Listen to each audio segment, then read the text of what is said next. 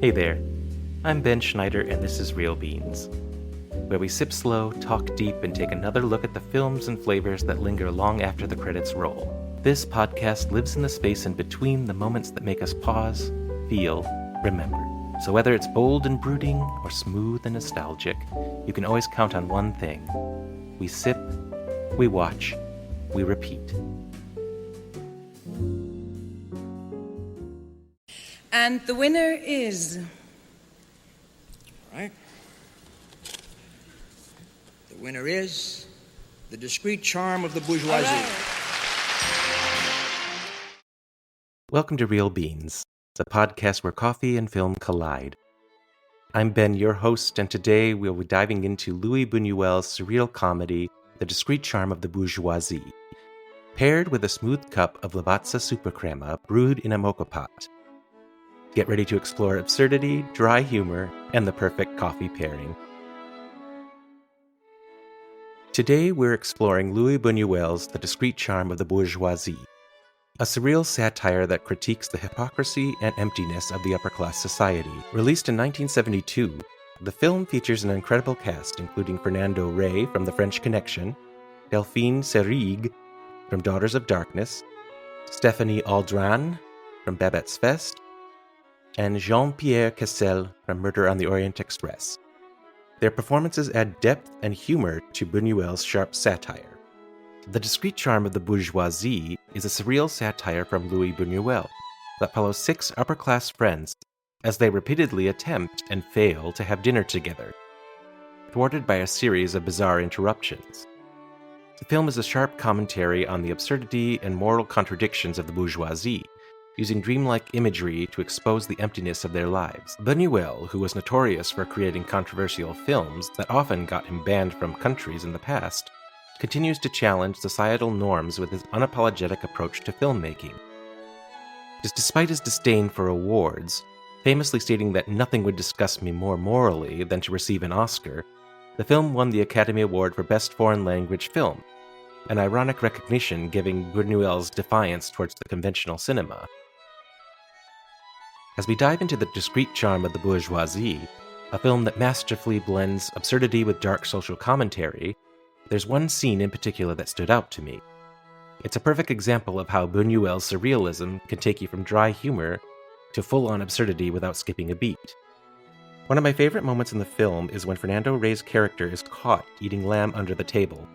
In the midst of chaos and his friends being abducted and shot by rival drug dealers, and a violent situation unfolding around him, Rey's character hides beneath the table, out of sight, and reaches up with a lone arm to grab the lamb that was meant for dinner. One of the gang members notices and pulls the tablecloth up, revealing Rey stuffing his face. I literally gasped at this moment. It was unexpected and hilarious, especially considering we haven't seen anyone eat anything substantial until this point.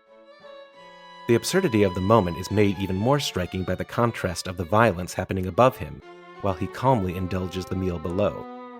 This scene highlights Buñuel's dry, dark humor, emphasizing the grotesque indulgence that exists beneath the polished facade of the bourgeoisie. Their world is filled with hidden desires that persist, even in the most absurd and inappropriate moments. The absurdity of the situation further underscores the hollowness of their existence, and Buñuel uses it as a sharp commentary on how these characters are detached from the real world, consumed by their trivial indulgences while chaos unfolds around them. Another key motif in the film is the recurring scenes of the characters walking aimlessly down a road.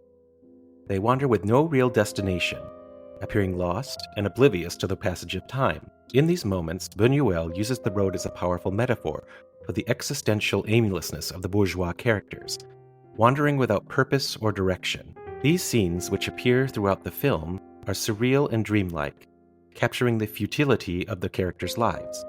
The road doesn't lead anywhere, just like their social rituals that serve only to maintain an illusion of control, further emphasizing the emptiness of their world. It's an image that lingers in your mind, reminding you of the shallow cycles they're trapped in. One of the more unsettling yet fascinating scenes in the film occur when the 3 main women sit down at a cafe and are thwarted by the fact that they cannot have any coffee or tea, as they are sold out. once again interrupted in their attempt to share a meal together. A soldier comes and sits down and asks to tell a story. In his story, he confesses that he killed his father after seeing his mother's ghost who tells him to. This moment dives deep into the surreal and psychological aspects of Buñuel's storytelling, offering an eerie glimpse into the soldier's troubled psyche. The dream itself is rich with symbolism, perhaps reflecting repressed guilt and the trauma of his past. Yet, in true Buñuel fashion, it is woven seamlessly into the narrative as another absurd, dreamlike interruption. The soldier's confession is chilling, but also strangely comedic in its matter-of-fact delivery. It's another example of Buñuel's masterful blending of surrealism and sharp social commentary. The scene highlights how Buñuel uses dream sequences not only to disorient, but also to expose the hidden truth of the characters' inner lives, deepening the psychological layers of the film's critique of society. For the film's themes, Buñuel uses dreamlike sequences to explore themes of social rituals, absurdity, and the performative nature of the upper-class respectability.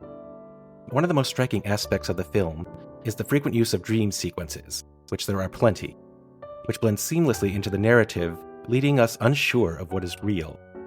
It's a surreal approach that's key to the film's critique of bourgeois society.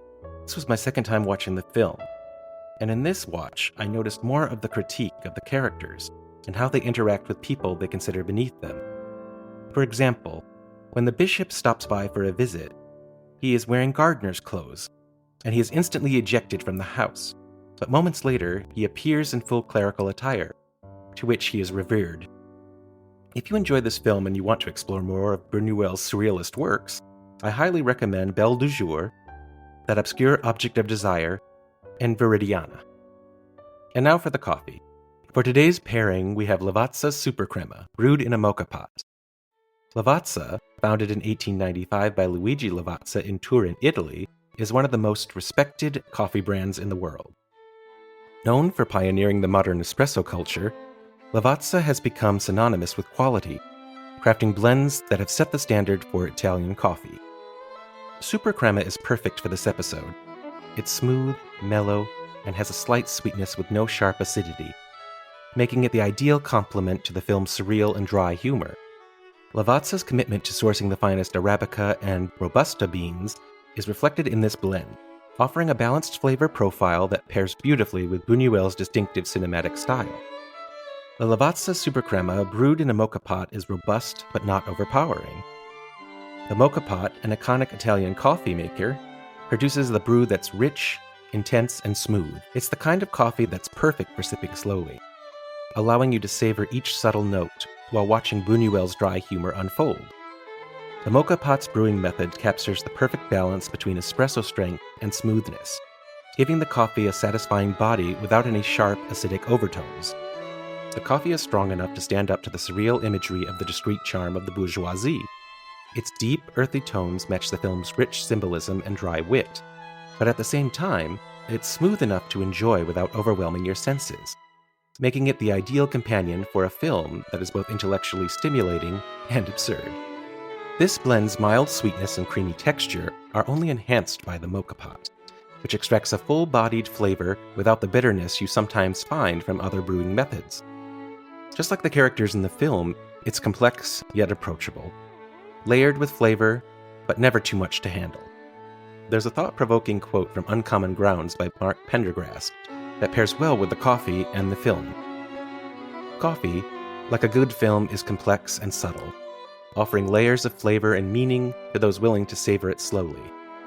Both the discreet charm of the bourgeoisie and Lavazza Super Crema have the subtle depth that requires your attention. Watching the film a second time, I found myself noticing even more of the small subtleties and actions of the characters that made the film feel even more absurd. The repeated interruptions to dinner plans are not just comic relief, but serve as a reflection of the hollow rituals and absurdities of the bourgeoisie. Their insistence on upholding social norms and appearances, even in the face of constant failure and chaos, makes their lives both absurd and strangely reflective of the rigid performative nature of that society. Similarly, the Lavazza Super Crema brewed in the mocha pot reveals its own depth upon repeated sips. It's robust yet smooth, with a slight sweetness that creeps up as you savor it. Just like the film, it requires attention, allowing you to pick up on the nuanced flavors as you go. It's a coffee that doesn't overpower but unfolds subtly, much like Buñuel's dry humor and its intricate layers of his social critique. Next time on Real Beans, we'll head to Scotland with the redoubtable Dame Maggie Smith in the prime of Miss Jean Brodie. We'll pair this story of influence and rebellion with a coffee blend that's equally bold and inspiring. Stay tuned. Thank you for joining me on today's episode of Real Beans. If you've seen the film or have tried the coffee, I'd love to hear your thoughts. Follow us on social media and keep your coffee strong and your films thought-provoking.